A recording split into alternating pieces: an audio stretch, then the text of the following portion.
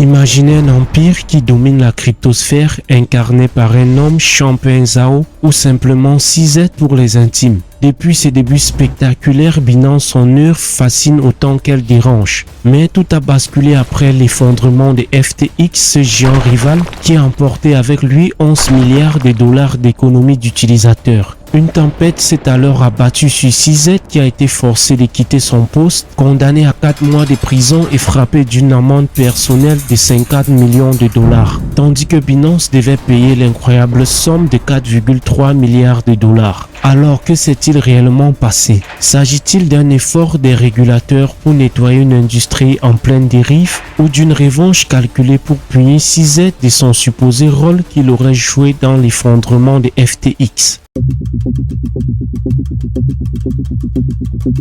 Pour se situer dans le contexte, l'effondrement de FTX, qui était à l'époque le deuxième plus grand exchange de crypto-monnaies au monde, a secoué l'ensemble de l'écosystème crypto. Cette chute brutale est attribuée à un mélange de fraude et de pratiques de gestion financière douteuses. Sam Bankman-Fried, son fondateur, dirigeait également Alameda Research, une société de trading crypto, et les relations ambiguës entre ces deux entités ont suscité de nombreuses questions. Selon les révélations, FTX aurait transféré les fonds de ses clients à Alameda Research pour couvrir des pertes et financer ses investissements risqués. Ce transfert réalisé sans l'accord des clients ont exposé FTX à un défaut de liquidité. Et alors, où est donc le rapport avec Binance? Vous vous posez sûrement cette question, n'est-ce pas? Eh bien, Binance a joué un rôle inattendu dans cette affaire. Dès le début des révélations des pratiques douteuses de FTX, CZ a annoncé qu'il vendrait les tokens FTT détenus par Binance, ce qui a aggravé la situation en faisant chuter le prix du FTT qui est le jeton natif de FTX et incitant encore plus les utilisateurs à retirer leurs fonds. Cette décision a conduit FTX à déposer un bilan 2 jours plus tard. Bien avant ce dépôt de bilan, Changpeng Zhao avait annoncé que son exchange envisageait de racheter FTX pour lui apporter assistance. Cette annonce perçue comme une lueur d'espoir, car un rachat par Binance aurait pu restaurer partiellement la crédibilité de FTX et surtout garantir les retraits des utilisateurs. Cependant, après une courte période d'examen, Binance a annoncé son retrait. CZ a expliqué que cette décision de ne pas poursuivre le rachat avait été motivée par un constat alarmant sur le gouffre financier dans les états de FTX. Suite à ça, beaucoup ont cru à tort ou à raison que CZ n'avait en réalité jamais eu l'intention de racheter FTX, mais a juste profité de l'opportunité pour en finir avec un concurrent qui devenait trop gênant.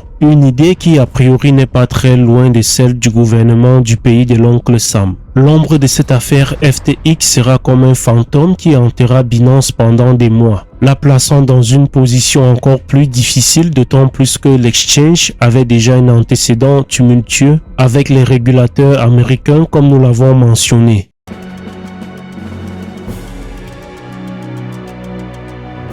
En effet, dès 2018, soit à peine un an après sa création, les autorités américaines ont commencé à enquêter sur Binance, l'accusant de faciliter des transactions anonymes qui auraient permis des activités illicites, notamment pour des groupes comme l'État islamique et Al-Qaïda. Mais avec la malice de ses dirigeants, Binance parvenait toujours à se tirer d'affaire, jusqu'à ce que les autorités américaines décident qu'il est temps de passer à la vitesse supérieure. La SEC et la CFTC n'ont pas hésité à faire ressortir ce vieux dossier contre Binance. Les sanctions américaines se sont aussi tournées vers les partenaires financiers de Binance, avec un enchaînement de sanctions et de restrictions affectant profondément les activités de l'entreprise. En réponse aux exigences de la SEC, Binance a par exemple dû suspendre son premier stablecoin qui était le BUSD identifié comme un titre financier par la SEC. Elle a aussi dû suspendre Monero et d'autres crypto-monnaies basées sur la confidentialité. Cette même SEC a également accusé Binance de trading non autorisé, renforçant ainsi l'argument en faveur d'une supervision accrue de ce secteur. Afin d'éviter une issue judiciaire potentiellement plus dommageable, Binance a négocié un accord en 2024, acceptant de plaider coupable à certaines violations et de verser cette amende historique de 4,3 milliards de dollars. L'entreprise a par ailleurs accepté de se soumettre à la surveillance d'un observateur externe pour une période de 5 ans. Certaines sources parlent même de quitter le territoire américain à l'issue de cette surveillance, mais cela reste une information à prendre avec des pincettes au vu du manque d'informations fiables sur cette question précise.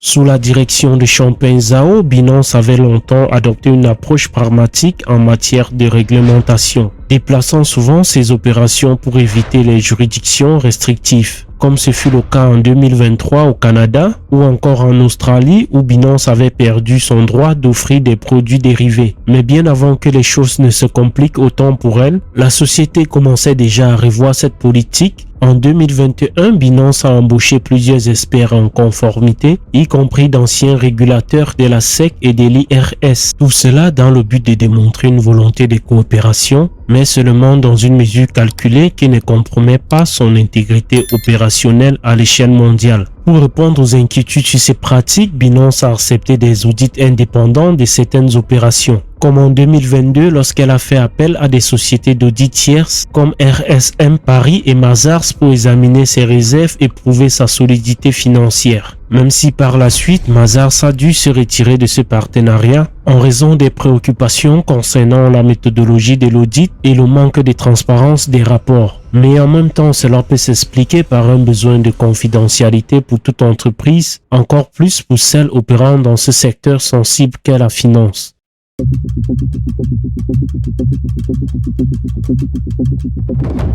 Si nous essayons d'aller en profondeur de cette affaire et quand on sait comment les gouvernements des États puissants fonctionnent, une question se pose au sujet du contrôle imposé sous prétexte de sécuriser ce secteur crypto. Les États-Unis cherchent-ils réellement à surveiller les pratiques de Binance pour protéger leurs citoyens ou cela dissimule-t-il une stratégie d'espionnage technologique et de domination géopolitique? Il est clair que la domination de Binance inquiète les États-Unis, non seulement en raison de son influence dans le secteur crypto, mais aussi parce que cette influence échappe largement à la régulation américaine. Pour les États-Unis, la souveraineté passe par le contrôle des marchés financiers mondiaux. Or, Binance étant une entreprise d'envergure internationale basée à l'étranger, elle présente ainsi un défi de taille pour cette vision. Elle opère de manière indépendante, échappant à l'ombre de Wall Street.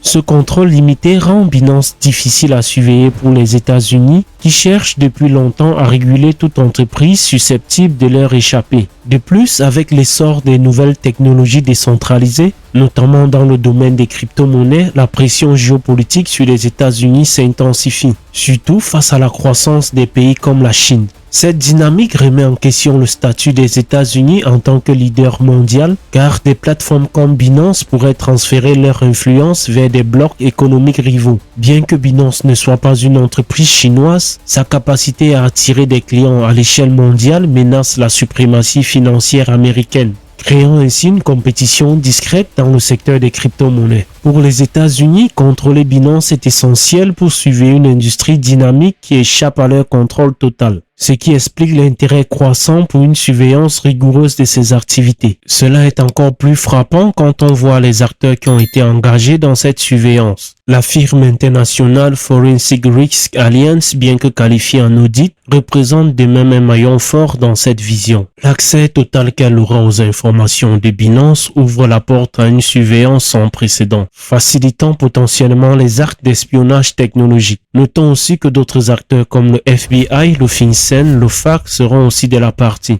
De plus, quand on voit la différence de traitement entre Coinbase et Binance, c'est juste stupéfiant. L'Américain a été accusé en 2023 de ne pas avoir enregistré certains de ses actifs comme des titres financiers, ce qui l'a conduit à une amende de 100 millions de dollars. Certes, les faits sont moins graves, mais il est peu probable qu'il se serait vu obligé de payer les plus de 4 milliards de dollars de Binance si sa situation avait été pareille.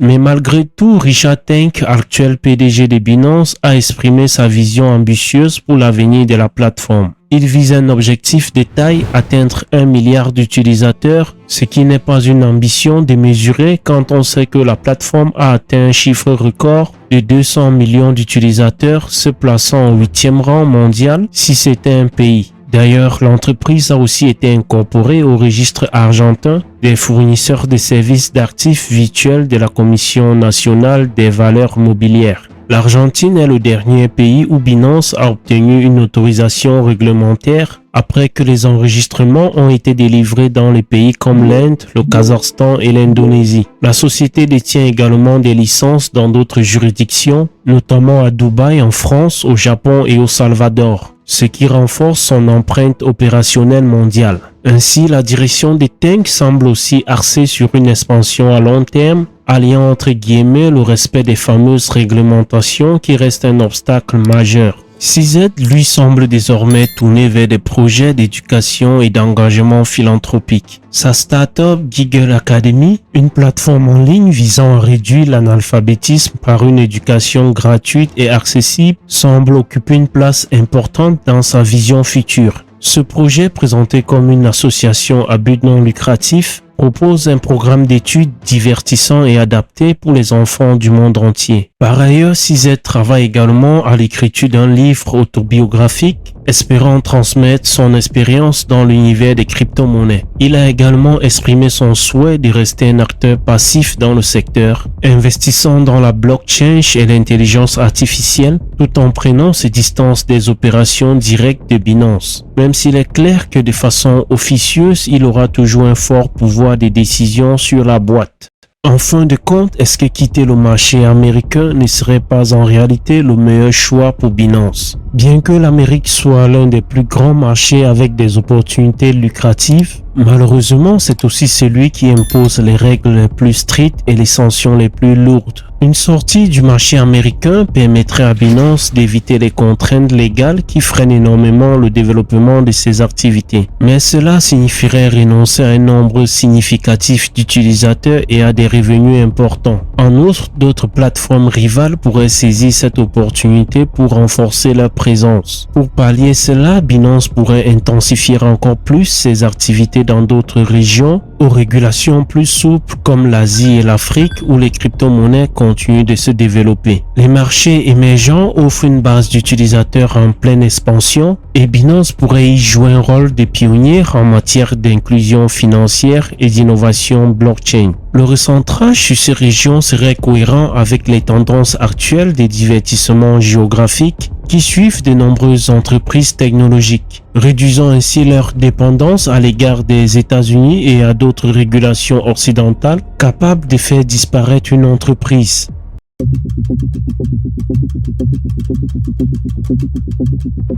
Binance, malgré les turbulences qu'elle traverse, demeure le titan incontesté de l'industrie des crypto-monnaies. En jouant un rôle subtil dans l'effondrement de FTX, la plateforme a permis de mettre la lumière sur certaines dérives qu'exerçaient certains acteurs du secteur. Mais elle a également renforcé sa position en tant que leader. Actuellement, Binance détient environ 50% de la part de marché mondial des exchanges. Malgré les défis réglementaires croissants, la plateforme continue de générer des bénéfices significatifs. En 2023, Binance a réalisé un volume de transactions dépassant les 700 milliards de dollars, témoignant de son attractivité et de la confiance persistante des utilisateurs, de quoi nourrit son ambition d'atteindre 1 milliard d'utilisateurs. Alors que le paysage des crypto-monnaies continue de se développer, la capacité de Binance à naviguer dans cette complexité tout en maintenant son statut de leader mondial est prometteuse. Pour suivre l'évolution de cette situation fascinante et découvrir d'autres analyses captivantes, n'oubliez pas de vous abonner à la chaîne et de visionner notre précédente vidéo sur le parcours de Peter Thiel qui est tout aussi emblématique que celui de CZ.